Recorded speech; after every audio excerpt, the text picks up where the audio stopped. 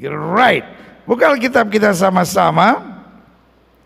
Hari ini kita masih seru dalam pembahasan kita tentang 33 bukti kesetiaan Tuhan dalam hidup kita. Sama-sama bilang sama saya, Tuhan saya setia. Saudara yang mengikuti online di rumah, jangan cuma bengong-bengong sambil ngantuk-ngantuk. Ketik di live chat saudara, saya punya Tuhan yang setia. Semua kita sama-sama bilang, saya punya Tuhan yang setia. Berikan tepuk tangan yang meriah buat Tuhan, amin. Nah, dalam pembahasan kita yang ketujuh, salah satu bukti kesetiaan Tuhan, Dia memilih kita. Makanya selalu saya bilang, saya nggak mau tahu siapa yang ngomongin saya nggak mau tahu siapa yang fitnah saya nggak mau tahu siapa yang curangin saya nggak mau tahu siapa yang menghakimi saya nggak mau tahu siapa yang menghina saya, tapi yang pilih saya adalah Tuhan.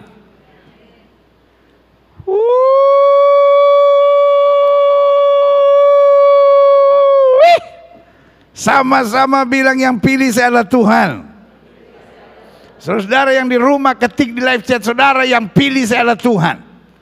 Semua saudara di sini bilang yang pilih saya adalah Tuhan. Amin. Taruh tangan kanan saudara di dada, sama-sama bilang yang pilih saya adalah Tuhan. Bilang sama sebelah saudara, terus kau mau apa? Saudara pernah dibully orang nggak? Halo, saudara pernah dibully orang nggak? Jangan tanya sama saya, pendeta pernah dibully orang nggak? Sering, saudara. Ya kan? Nggak tahu saya doain siapa, nggak tahu saya ngomong apa. Karena gini, dalam hidup seorang hamba Tuhan tidak boleh mencari simpati. Hamba Tuhan tidak boleh mencari simpati. Sama-sama bilang hamba Tuhan tidak boleh mencari simpati. Karena Alkitab bilang gini, adakah aku cari kesukaan manusia? Kalau aku masih mencari kesukaan manusia, aku bukan hamba Kristus. Hamba Tuhan dia harus menyatakan kebenaran. Sama-sama bilang hamba Tuhan harus menyatakan kebenaran. Kalau karena saya menyatakan kebenaran, saudara menjadi sahabat saya, saudara menyukai saya, it's okay. Tapi kalau karena saya menyatakan kebenaran, saudara jadi benci sama saya, saudara marah sama saya, saudara maki saya tidak boleh merubah berita itu. Amin. Karena hidup Kristen terikat pada dua hal. Tidak boleh membenarkan yang salah dan tidak boleh menyalahkan yang benar.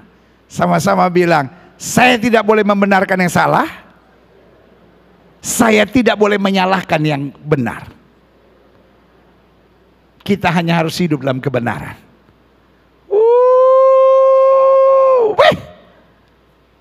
Pernah dihakimi orang? Terus dilihat pakai ujung mata gitu? Pernah diomongin orang? Kalau saudara pernah diomongin orang, berarti posisi saudara udah hebat. Karena di Indonesia ini manusia yang paling banyak diomongin orang adalah Jokowi. Dia bangun tol, diomongin. Dia bangun infrastruktur, kok cuma infrastruktur aja, kok bukan SDM. Jadi kalau saudara sudah mulai diomongin orang, kelas saudara mulai deket-deket sama Jokowi.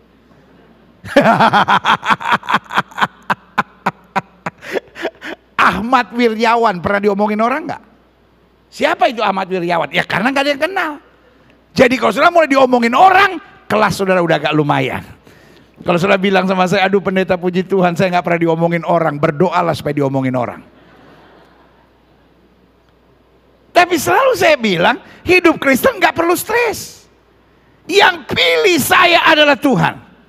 Karena yang pilih saya Tuhan, maka yang bela saya Tuhan, yang beri kemenangan buat saya adalah Tuhan. Berikan tepuk tangan yang meriah buat Tuhan, amin. Ini yang kita mau belajar hari ini. Klik. Yohanes 13 ayat 16 sampai 20. Aku berkata kepadamu, sesungguhnya seorang hamba, taruh tangan kanan saudara di dada, sama-sama bilang saya hanya hamba. Hamba nggak emosi kalau diomongin orang. Yang suka emosi kalau diomongin orang itu namanya siapa? Bos. Tanya sama sebelah saudara, kau hamba kah, kau bos kah? Sama-sama angkat tangan kanan, sama-sama bilang saya hanya hamba. Ini bukan hamba loh. ini kelasnya lebih tinggi dari hamba, yaitu seorang pembantu. Maaf ya Bu ya, kadang-kadang kok sama pembantu cerewetnya minta ampun. Tapi pernah nggak pembantu saudara tiba-tiba tolak pinggang depan saudara bilang, Bu, bisa nggak berhenti cerewet? Mulut ibu itu perlu dicabein kadang-kala. Kalau pembantu ngomong begitu saudara panggil, Jennifer sini. Ih, pembantunya namanya Jennifer. Masa pembantu namanya iem lagi ya kan? Iem sini. Ngomong apa tadi? Saya gergetan, pengen saya cabein mulut ibu. Gini ya, Iem. Besok kamu karena begitu berani sama saya kasih kamu tiket ke luar negeri. Ke Ukraina. Biar dibom sama Rusia. Nah. Kalau saudara apa-apa tersinggung, apa-apa emosi, apa-apa kecewa, apa-apa ngambek, saya beri nama engkau bukan hamba. Engkau bos. Betul? Iya kan? Ada bos-bos tertentu kalau kita jalan di depannya kurang sopan, ya kan? Ada orang tertentu pengennya kalau kita lewat depan dia harus begini, iya kan? Nah, kalau kita jalan tegak ke sini, kamu dari mana? Oh ya maaf. Ada bos-bos tertentu kalau kita lewat di depan dia mesti permisi. Ngerti nggak maksud saya? Iya kan? Hamba nggak banyak aturan. Hamba pokoknya sadar yang pilih saya adalah Tuhan. Makanya ayat ini bilang apa? Sesungguhnya seorang hamba tidaklah lebih tinggi daripada tuannya. Artinya seorang hamba nggak macem-macem. Seorang hamba sabar, seorang hamba menerima, seorang hamba percaya. Ataupun seorang utusan daripada dia yang apa? Mengutusnya. Jikalau kamu tahu semua ini, maka apa? Your life will be happy. Maka ayat ini apa? Berbahagialah kamu jika kamu apa? Melakukannya. Sama-sama bilang sama saya, kalau saya sadar saya hanya hamba. Dan saya sadar yang pilih saya adalah Tuhan. Maka hidup saya akan berbahagia. Berikan tepuk tangan ya beri buat Tuhan. Amin. Semua yang bersama di online service, ketik di live chat saudara, kalau saya sadar saya hanya hamba, dan saya sadar bahwa Tuhan pilih saya, hidup saya akan berbahagia. Siapa yang pengen hidupnya stres tiap hari?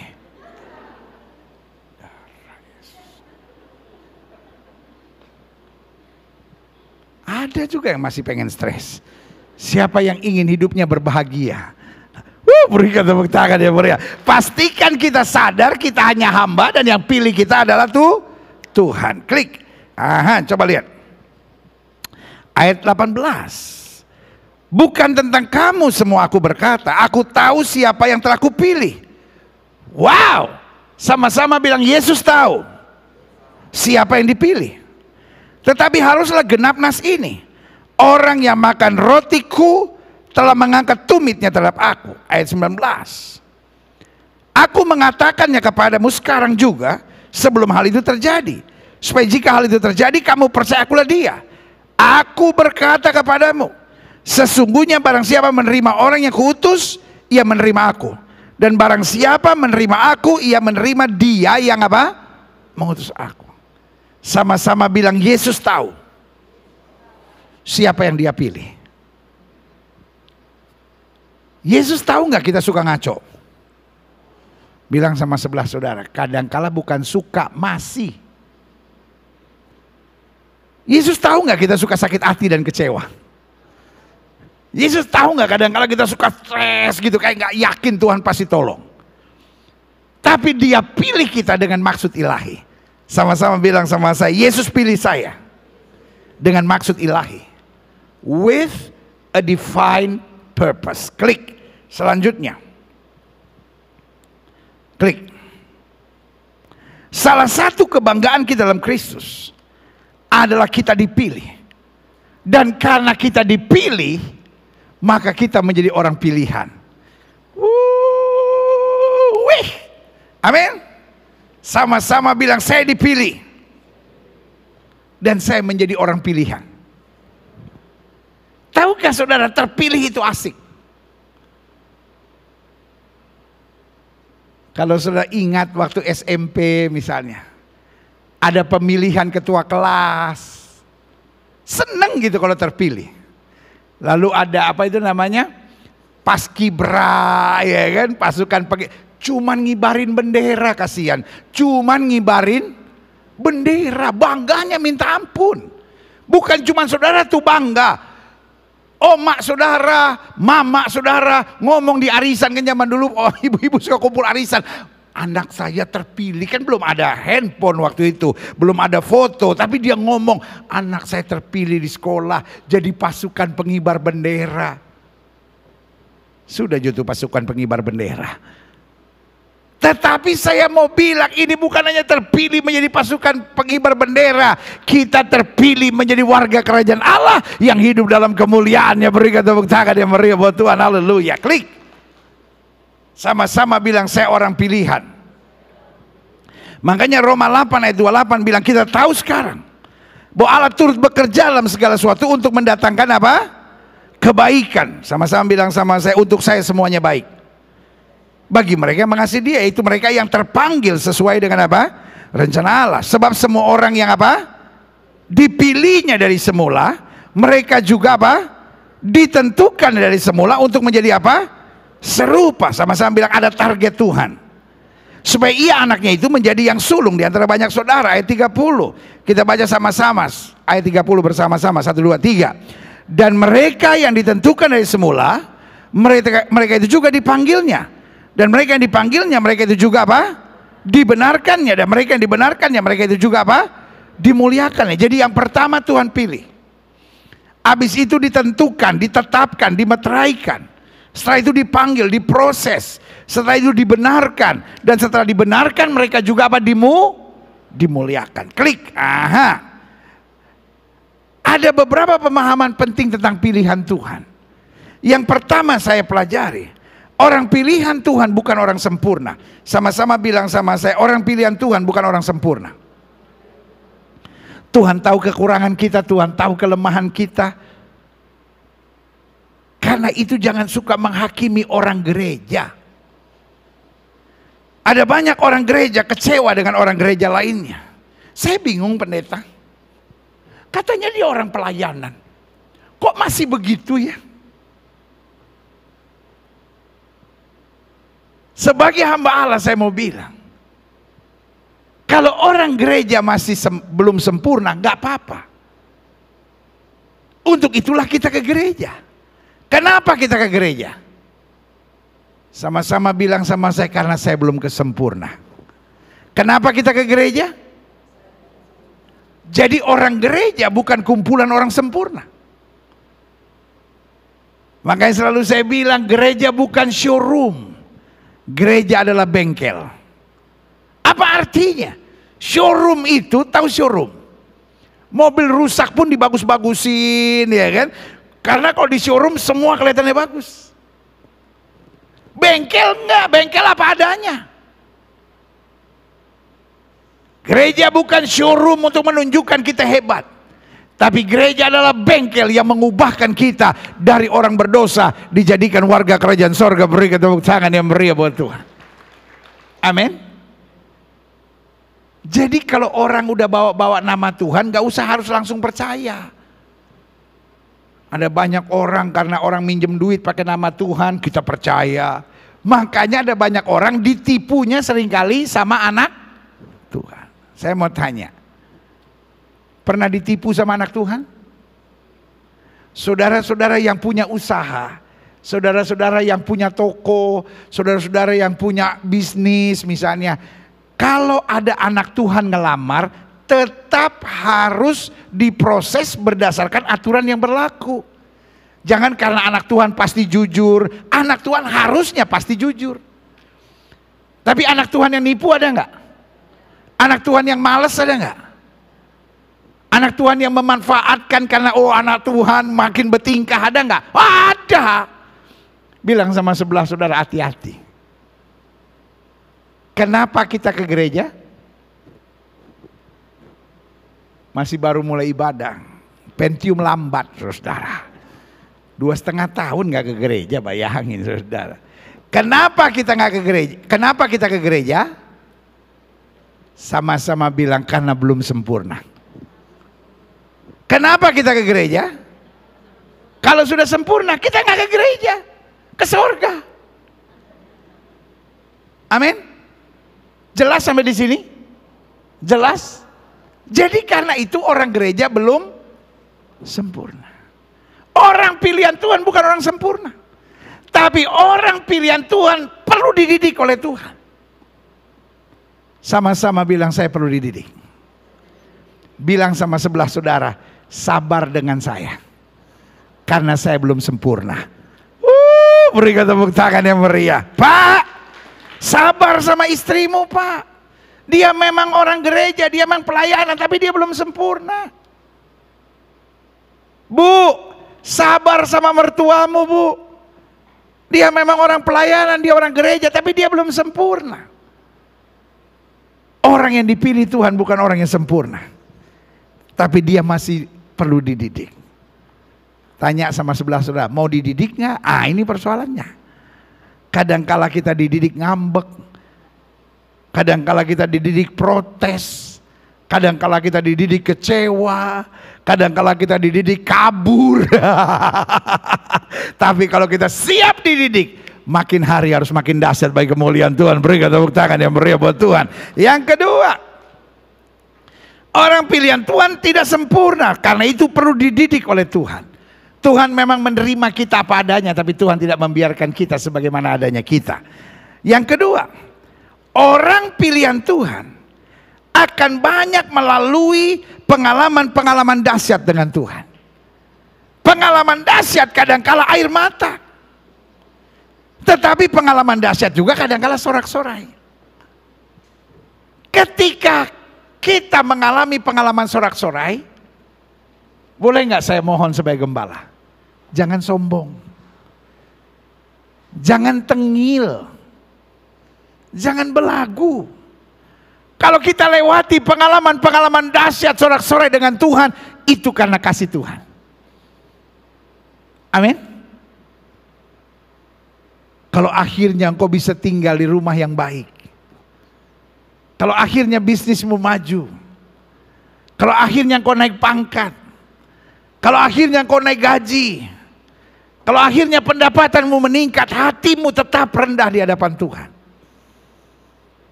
Tetapi sebaliknya pengalaman dahsyat juga, dia kadangkala bernama air mata. Tapi kalau engkau harus menangis, jangan putus asa. Tetap percaya Tuhan yang memberi, Tuhan yang mengambil. Terpujilah nama Tuhan. Berikan tepuk tangan yang meriah buat Tuhan. Amin. Karena pengalaman dahsyat itu, yang pertama mengajar kita supaya kita sadar semua berasal dari Tuhan. Yang kedua mengajar kita supaya kita makin dewasa dalam Tuhan. Yang ketiga mengajar kita untuk senantiasa punya hati yang bersih di hadapan Tuhan. Dan yang keempat mengajar kita untuk tetap menyadari, this world is not my home. Dunia ini bukan rumah saya. Ada sesuatu yang Tuhan berikan, silahkan manfaatkan, pakai. Tapi kalau Tuhan belum berikan sesuatu, nggak usah kecewa, nggak usah bersaing. Karena hidup ini hanyalah titipan. Amin. Sama-sama bilang hidup ini hanya titipan. Selama kita bersyukur, selama kita beriman, selama kita bersuka cita dalam segala perkara, Alkitab berkata, orang yang setia dalam perkara kecil, Tuhan berkati dalam perkara yang lebih besar. Yang setuju katakan amin. Selanjutnya, bicara tentang pilihan Tuhan. Orang pilihan Tuhan betul belum sempurna. Orang pilihan Tuhan betul sedang dalam proses pembenaran. Tapi orang pilihan Tuhan sudah mendapat tanggung jawab dari Tuhan. Sama-sama bilang saya mendapat tanggung jawab dari Tuhan. Salah satu yang membuat hidup ini asik, Kalau kita mendapat tanggung jawab. Hidup yang paling gak enak, tahu gak saudara? Gak ada tanggung jawab apa-apa. Saudara disuruh masuk kantor sama bos saudara, dikasih meja, dikasih kursi, lalu saudara tanya, bos, kerjaan saya apa? Enggak, duduk aja situ. Ya terus tanggung jawab saya apa? Ya enggak ada. Kira-kira saudara betah nggak kerja di kantor seperti itu? Gue cuma duduk di sini, kursi sama meja aja nanya, ngapain lo di sini? Hidup nggak enak begitu. Tapi tahu nggak saudara? Tuhan yang hebat, Tuhan yang dahsyat, Tuhan yang luar biasa memberi tanggung jawab buat kita. Sama-sama bilang saya punya tanggung jawab. Pertanyaannya sederhana. Kita bertanggung jawab nggak? Jangan sampai Tuhan sudah beri tanggung jawab buat kita. Apa tanggung jawab kita? Yang pertama membawa damai. Sama-sama bilang tanggung jawab saya membawa damai. Ada orang ribut, ada orang stres, ada orang bermasalah. Dunia ini penuh dengan persoalan. Engkau bukan orang dunia yang sedang berjuang menuju sorga. Tapi engkau orang sorga yang ditempatkan Tuhan di muka bumi dengan tugas. Sama-sama bilang saya punya tanggung jawab. Tanggung jawab yang pertama apa? Apa? Apa? Orang tanya nggak dijawab. Tugas saya yang pertama apa? Sama-sama bilang membawa damai. Bilang sama sebelah saudara, jangan bikin rusuh. Bu, jangan bikin rusuh. Pak, jangan jadi provokator. Jangan bikin rumit hidup ini. Yang pertama tugas kita bawa damai. Yang kedua, apa tanggung jawab kita? Menjadi terang. Sama-sama bilang saya harus menjadi terang. Dunia ini gelap. Saking gelapnya banyak suami nggak bisa bedakan mana istrinya, mana istri orang. Ya. Saking gelapnya banyak ibu-ibu nggak bisa bedakan mana suaminya sekarang, mana mantannya. Ya. Banyak anak-anak muda sekarang saking gelapnya nggak bisa bedakan dia udah nikah atau belum. Masih pacaran tiba-tiba udah lakukan hubungan seks sebelum nikah. Ah, ini dia. Sama-sama bilang saya harus membawa terang. Kalau anak Tuhan juga hidupnya gelap, rusak dunia ini. Dan yang ketiga, apa tanggung jawab kita? Tanggung jawab kita adalah menjadi surat Kristus yang terbuka. Kalau kita mau mengetahui tentang Kristus, kita baca Alkitab. Sama-sama bilang, kalau saya ingin tahu tentang Kristus, saya baca Alkitab. Tapi kalau orang dunia mau tahu tentang Kristus, dia nggak akan baca Alkitab. Kenapa? Karena buat mereka ini najis. Tapi kalau orang dunia pengen tahu tentang Kristus, dia lihat anaknya. Kalau anaknya juga berzina, kalau anaknya juga minum mabuk, kalau anaknya juga berjudi, kalau anaknya juga kepala batu, kalau anaknya juga egois, kalau anaknya juga ribut dalam rumah tangga terus menerus, maka itu tidak akan menjadi kesaksian yang baik. Taruh tangan kananmu di dada, sama-sama bilang saya surat Kristus. Makanya Alkitab bilang supaya orang melihat perbuatanmu yang baik dan memuliakan Bapamu yang di sorga. Sama-sama bilang, kalau saya pengen tahu tentang Yesus, saya baca Alkitab. Sama-sama bilang, kalau dunia pengen tahu tentang Kristus, dia lihat hidup saya. Amin. Rekan-rekan di online, amin. Haleluya. Dan yang keempat, apa tanggung jawab kita? Mengabarkan Injil. Minggu depan kita akan launching buku itu. Buku yang saya sudah nanti-nantikan bertahun-tahun, saudara. Dari saya mempersiapkan serial khotbah ini, saya berdoa kepada Tuhan. Bahkan jauh sebelumnya saya sudah berdoa, Tuhan, salah satu buku yang saya ingin tulis adalah tentang penginjilan. Karena buku tentang penginjilan paling jarang. Paling 60 halaman, 40 halaman, paling 100 halaman. Padahal begitu banyak persoalan tentang penginjilan.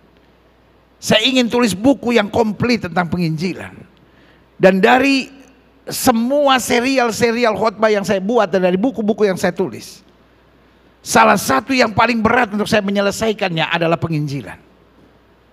Karena doa saya bukan sekadar orang mengetahui tentang penginjilan, tetapi doa saya setiap saudara menjadi pekabar Injil bagi kemuliaan Tuhan. Berikan tepuk tangan yang meriah. Karena apa? Alkitab bilang sebelum tiba kesudahannya, Injil harus tersebar. Saya percaya 100 pendeta hebat gak cukup di dunia ini untuk mengabarkan Injil. 1000 pendeta hebat gak cukup. 1 juta pendeta hebat gak cukup. Tuhan mencari orang-orang biasa, tapi yang tetap semangatnya mengabarkan Injil dimanapun. Engkau pelajarkah? Engkau mahasiswakah? Engkau gurukah? Engkau karyawankah? Engkau pedagangkah? Engkau staf biasakah? Engkau pemimpinkah? Pastikan kita mengabarkan Injil. Kita kepung dunia ini bagi kemuliaan Tuhan. Berikan tepuk tangan yang meriah buat Tuhan. Selanjutnya, beberapa pemahaman tentang pilihan Tuhan. Orang pilihan Tuhan diberi target oleh Tuhan. Sama-sama bilang sama saya, Tuhan serius dengan saya. Tuhan bukan cuma pilih, ya udahlah biar dia masuk surga. No, ada target. Sama-sama bilang, Tuhan kasih target. Dan karena saya tahu ada target, saya harus berjuang. Sama-sama bilang sama saya, target membuat saya berjuang. Saudara-saudara, adik-adik muda, engkau harus punya target. Saudara-saudara pengusaha harus punya target. Kalau hari ini penjualanmu 100 juta, maka bulan depan minimal 110 juta. Orang bilang, wah itu mah ajaran teologi kemakmuran, rusak saudara. Terus apa? Hidup hanya, ya udah Tuhan, apa yang terjadi terjadilah, kue sera-sera, whatever will be lah. Itu namanya oon. Apa namanya? Oon. Orang sekolah aja ada target. Kita masukin anak ke sekolah ada target. Saya masukin anak saya ke TK. Dan saya tidak bilang kiranya seumur hidup dia di TK.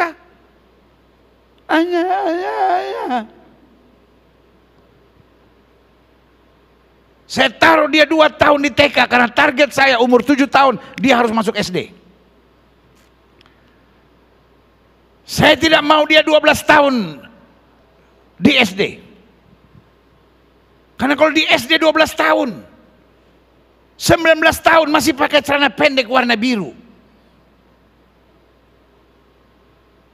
6 tahun. Jangan 7, 6 tahun. Target saya kemudian 3 tahun di SMP. Gitu.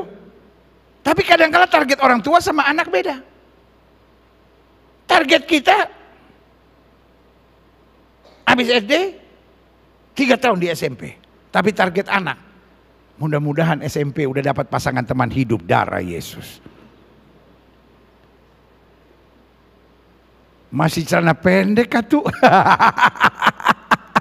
Iya kan? Nah anak-anak juga begitu, dia punya target. Lulus SMA, saya mau sarjana hukum. Iya kan?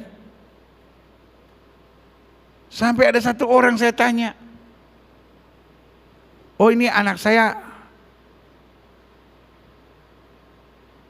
double degree.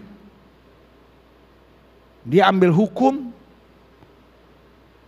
sama dia ambil ekonomi. Wih, hebat. Ada teman saya lain lagi. Pagi ambil komputer, malam dihukum. Ya memang kalau pagi ambil komputer ya malamnya dihukum, masuk Polres. Sama-sama bilang hidup harus ada target. Begitupun dalam pelayanan kita harus punya target. Saya mau jemaat Gereja Bethel Indonesia Glow Fellowship Center adalah orang-orang sukses. Di rumah tangga harus ada target. Aduh pendeta, rumah tangga saya tiap hari berkelahi. Nggak apa-apa. Tiap hari berkelahi nggak apa-apa. Tapi punya target. Tahun depan seminggu sekali. Jangan tiap hari lagi. 2 tahun lagi sebulan sekali. 5 tahun lagi per semester 6 bulan sekali. 10 tahun lagi nggak ada ribut lagi. Tinggal kalau istri ribut, suami bilang, sayang kan kita udah lulus Universitas Ribut Indonesia, mulai sekolah tiap hari sampai sekolahnya per semester. Amin. Sama-sama bilang itu target. Saudara-saudara yang merokok harus punya target. Mungkin saudara menatap saya dan berkata, saya diam-diam sebetulnya pendeta, tapi saya, aduh, setiap hari 3 bungkus. Sebagai gembala saya masih bilang, nggak apa-apa. Mungkin saudara menatap saya, ini gembala yang gila, nggak apa-apa. Tapi saudara harus punya target. Tahun depan seminggu 1 bungkus. Target lagi 2 tahun lagi seminggu 1 batang. Selanjutnya setahun 1 batang. Cuma pas ulang tahun. Terserah mau ambil pas ulang tahun atau pas Natalan. Jingle bell, jingle bell, jingle all the way. Tapi saudara harus punya target. 3 tahun ke depan berhenti sama sekali. Berikan tepuk tangan yang meriah buat Tuhan. Kecuali yang bini piaraan, targetnya harus berhenti sekarang.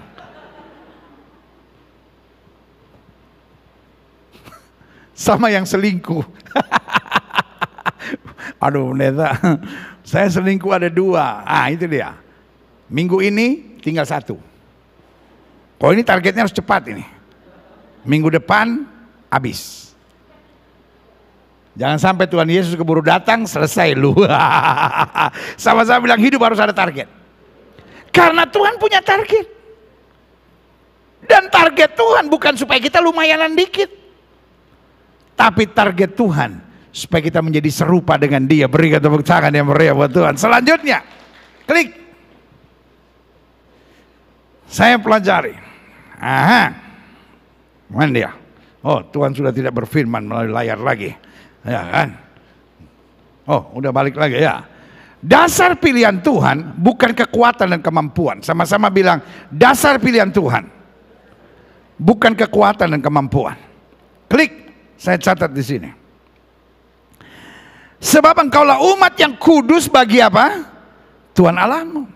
Engkaulah yang dipilih oleh Tuhan Allahmu dari segala bangsa dan semuka bumi untuk menjadi umat kesayangannya. Sama-sama bilang, saya dipilih Tuhan untuk menjadi umat kesayangannya. Bukan karena lebih banyak jumlahmu dari bangsa manapun juga. Maka hati Tuhan terpikat olehmu dan memilih kamu. Bukankah kamu apa? Yang paling kecil, yang paling gak berarti. Bahkan Alkitab bilang apa yang ditolak itu yang dipilih Tuhan. Amin. Tetapi karena Tuhan mengasihi kamu dan memegang sumpahnya yang telah diikrarkannya kepada nenek moyangmu, maka Tuhan telah membawa kamu keluar dengan tangan yang kuat dan menebus engkau dari rumah perbudakan, dari tangan Firaun Raja Mesir. Sama-sama bilang, saya dipilih Tuhan bukan karena saya hebat, tapi karena Tuhan pilih kita. Kita dijadikan hebat bagi kemuliaannya. Berikan tepuk tangan yang meriah. Klik. Selanjutnya saya pelajari, jelas dasar Tuhan memilih adalah soal who He is. Bukan soal who we are. Bukan juga soal what He wants. Oh Tuhan perlu kita karena, no. Because who He is. It's all about Jesus. Sama-sama bilang it's all about Jesus. Amin. Klik. Nah, saya simpulkan akhirnya. Karena apa Tuhan pilih kita? Klik. Karena Dia Tuhan yang mengerti keterbatasan dan ketidakmampuan kita. Dia tahu we will be lost. Dia tahu kita akan terhilang. Dia tahu kemampuan kita kok. Dia tahu keterbatasan kita. Dia tahu ketidakmampuan kita. Dia tahu kejelekan kita. Dia tahu keburukan kita. Dia tahu kelemahan kita. Dia tahu, pakai bahasa ini, menjijikannya kita. Makanya Alkitab bilang, Yesus datang bukan untuk orang benar. Hidup ini gak usah sok pintar, gak usah sok jago, sok benar, sok hebat, gak usah. Hidup ini andalkan Tuhan saja. Sama-sama bilang, saya akan mengandalkan Tuhan. Tuhan pilih kita bukan karena kita hebat. Justru orang-orang yang merasa hebat dimuntahkan oleh Tuhan. Tapi orang yang sadar saya gak bisa hidup tanpa Tuhan, dia akan mengalami kebaikan. Tuhan berikan tepuk tangan yang meriah. Sama-sama bilang, saya gak bisa hidup tanpa Tuhan. Sama-sama bilang, saya nggak bisa hidup tanpa Tuhan. Hidup ini nggak perlu stres. Pokoknya ingat aja, Tuhan, saya nggak bisa hidup tanpa Tuhan. Tuhan juga tahu kok, Tuhan tahu siapa kita. Makin kita sok tahu, sok jago, makin enek Tuhan melihat kita. Tapi makin kita datang dengan segala kerendahan hati, Tuhan makin siap membela dan memberkati kita. Haleluya. Yang kedua, karena apa Tuhan pilih kita? Dia Tuhan yang tidak tahan melihat kita tertipu terus sehingga terus dipermainkan setan. Kita ini oon, kita ini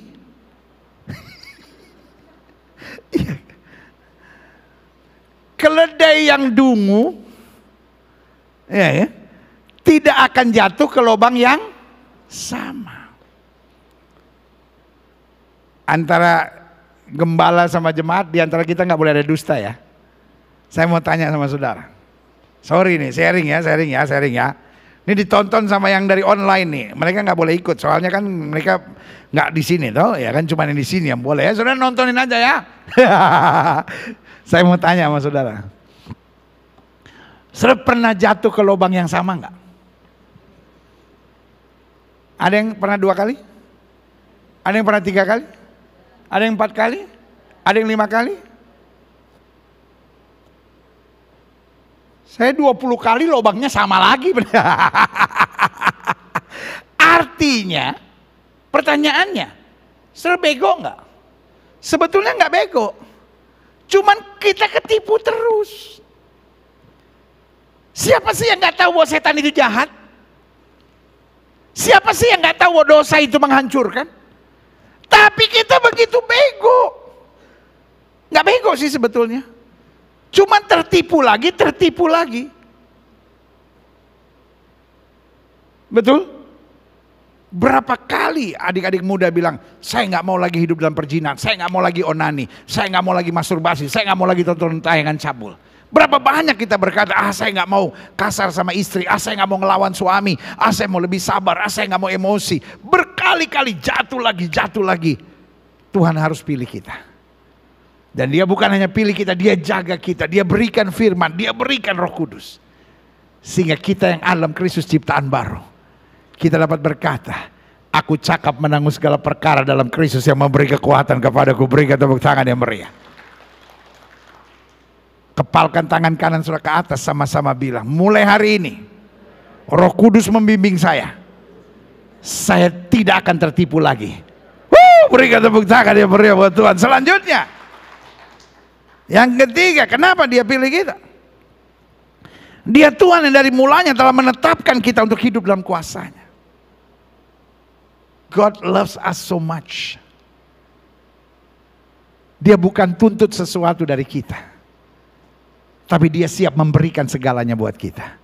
Sama-sama bilang, Tuhan tidak tuntut sesuatu dari saya. Tuhan siap berikan segalanya. Pak, kalau engkau pilih istri, biasanya kan penuh tuntutan, kan harus begini. Saya maunya begini, ya saya pilih dia karena dia cantik, karena dia pengertian, karena dia begini. Manusia pilih kebanyakan aturannya. Tapi Tuhan pilih karena dia siapkan segala yang terdahsyat buat kita. Makanya kepada orang pilihannya dia panggil. Mari kamu yang letih lesu dan berbeban berat, aku beri kelegaan kepadamu. Haleluya. Yang terakhir, saya undang pemain musik maju ke depan. Kenapa Tuhan pilih kita? Karena dia Tuhan yang telah menargetkan kita untuk menjadi serupa dengan Dia. My God is God of glory. Tuhan saya adalah Tuhan kemuliaan. Dan dalam kemuliaannya, Dia ingin setiap kita menjadi serupa dengan Dia. Sama-sama bilang, Tuhan punya target yang besar. Karena Dia pilih saya. Dan orang-orang yang dipilihnya, kata Alkitab, dididiknya, dilatihnya, dipersiapkannya, dan dicukupi segala keperluannya. Hidup ini jangan sok tahu, hidup ini jangan sok jago, hidup ini jangan sombong, hidup ini jangan kepala batu, hidup ini jangan memaksakan kehendak. Tapi belajar dalam hidup ini, Tuhan sudah pilih saya. Saya berserah pada Tuhan. Dan saya tahu sesuatu yang dahsyat Tuhan kerjakan. Berikan tepuk tangan yang meriah.